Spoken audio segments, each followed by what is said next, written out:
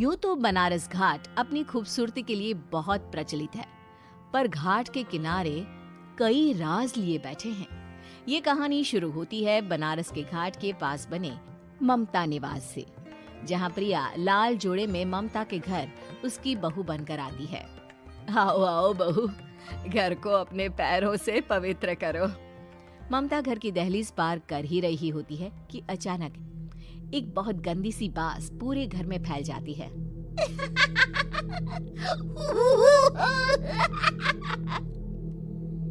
ये बदबू और ये आवाजें, ये कौन हंस रहा है माँ? अब ये पड़ोसी ना हमारे थोड़े अलग से है। कहाँ हम शाकाहारी और ये मांस मच्छी खाने वाले।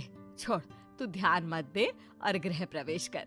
और हाँ बहू, अपनी सास की एक बात हमेशा याद रखना, इन पड़ोसियों से तो कभी बात नहीं करेगी। अच्छे लोग नहीं है ये। अपनी सास की ये बात मानेगी ना बेटा? हाँ माँ, जो आपकी मर्जी, मैं उनसे बात नहीं करूंगी। अगले दिन प्रिया अपनी पहली रसोई बनाने रसोई घर में जाती है। ये छोकी बात तो नाक में जा रही है। एक काम करती हूँ, खिड़की खोल देती हूँ। प्रिया खिड़की खोलने जाती है। इतने जाले, लगता है इस खिड़की को कभी खोला ही नहीं गया। पर ऐसा क्यों? ओह, नॉन वेज की स्मेल आती होगी ना। 2 मिनट के लिए खोल लेती हूँ, फिर बंद कर दूंगी। प्रिया खिड़की खोलती है। खिड़की खोलते ही उसकी नजर सामने वाले घर की खिड़की पर पड़ती है, जहाँ एक लड़की खड़ी होती है। हाथों में मेहंदी, लाल रंग की साड़ी, बिल्कुल सजी धजी, मानो प्रिया की तरह ही वो भी नई नवेली बहू हो। वो प्रिया को देखकर मुस्कुराती है। हे भगवान, माँ ने तो इनसे बात करने को मना किया था। प्रिया फौरन ही खिड़की बंद कर देती है और तवे पर चढ़े रोटी की ओर देखने लगती है, पर वहाँ रोटी न होकर मछली पड़ी होती है। ये क्या? पहली ही रसोई में इतनी बड़ी गलती। हे भगवान, अब मैं क्या करूं? प्रिया बहुत डर जाती है और फौरन रसोई की सफाई करने और फिर सभी के लिए खाना बनाने लग जाती है। जब वो सबको खाना परोसती है, सब तो ठीक है, मैं बेकार में चिंता कर रही थी। हे भगवान, ऐसे ही बस अपनी कृपा बनाए रखना। रात के वक्त जब सब सो रहे होते हैं, तब प्रिया को पायल की आवाज सुनाई देती है, जिससे उसकी आंख खुल जाती है। ये पायल की आवाज कहाँ से आ रही है? प्रिया उठकर उस आवाज के पीछे छत की सीढ़ियों तक जाती है। तभी उसे बच्चे के रोने की आवाज आती है। प्रिया छत पर जाती है तो क्या देखती है? वही लाल साड़ी वाली लड़की अपनी गोद में एक नवजात बच्चे को घुमा घुमा कर सुला रही है। तभी प्रिया की नजर उसके पेट पर पड़ती है। ओह गॉड, ये तो प्रेग्नेंट भी है। सुनिए, बच्चा सो नहीं रहा है क्या? मैं कुछ मदद करूं? नहीं नहीं, आपके घर वालों को अच्छा नहीं लगेगा, मैं संभाल लूंगी। स्नेहा की गोद से बच्चा हाथ मारकर प्रिया की गोद में आने को छटपटाने लगता है। दोनों घर अगल बगल में बने होने के कारण प्रिया उस बच्चे को गोद में ले लेती है। प्रिया के पास आते ही वो सो जाता है। बच्चे का वो स्पर्श रात भर प्रिया भूल नहीं पाती और अगली सुबह वो छत पर कपड़े सुखा रही होती है। तभी उसे एक औरत इशारा करके बुलाती है। स्नेहा कह रही थी बाबू तुम्हारी गोद में आते ही सो गया। मैं गौरी, स्नेहा की माँ हूँ। बहू, घर आना, बाबू को खिला भी लेना।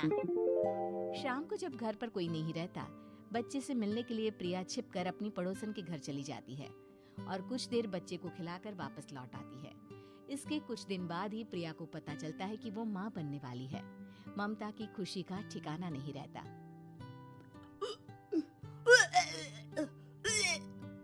माँ जी, पता नहीं क्यों उल्टी आ रही है।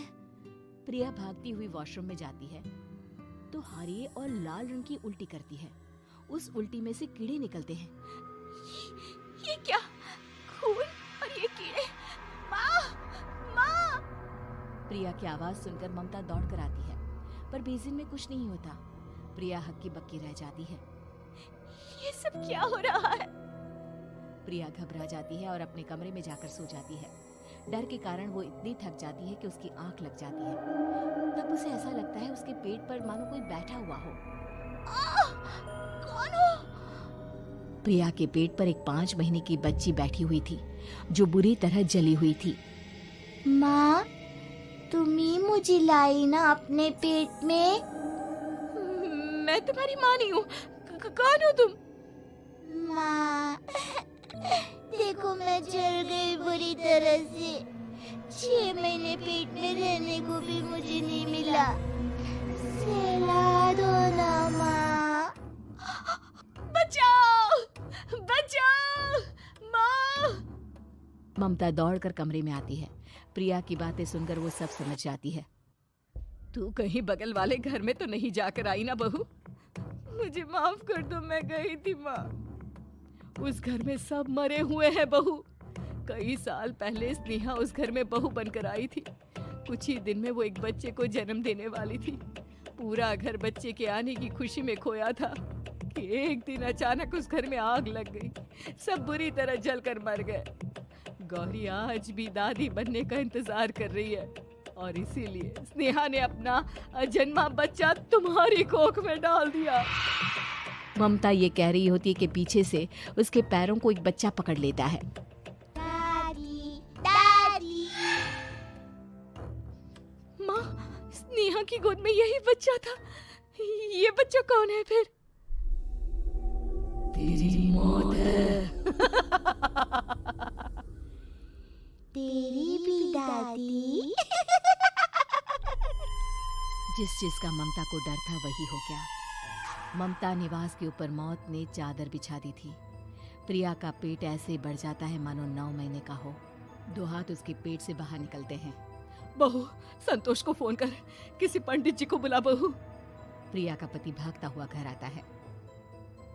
ये तो होना ही था माँ। तेरा पाप तेरे सामने आ गया तो तू सह नहीं पा रही है। स्नेहा घर में आग लगी नहीं थी, माँ ने लगाई थी, प्रॉपर्टी की लालच में। और वो बच्चा मेरी पहली पत्नी का बच्चा है, मेरा बेटा, जो कि उस आग की चपेट का शिकार हो गया था। मैंने तुमसे ये सब माँ के कहने पर छुपाया था। मुझे माफ कर दो प्रिया। तुम अगर चाहो तो यहाँ से जा सकती हो। मैं तुम्हें किसी भी बंधन में रखना नहीं चाहता। मेरी शादी हुई है आपसे, मैं आपको छोड़ नहीं सकती, पर उससे पहले हमें स्नेहा, उसकी माँ और बच्चे की आत्मा की शांति करवानी होगी। संतोष और ममता गौरी के घर जाते हैं। अंदर सब कुछ जला हुआ होता है। जमीन पर जली हुई लाशें बिखरी हुई थी। ममता रो रो कर अपनी करने की माफी गौरी से मांगती है। प्रिया स्नेहा के घर वालों का अंतिम संस्कार करवा देती है और ममता निवास फिर से आत्माओं के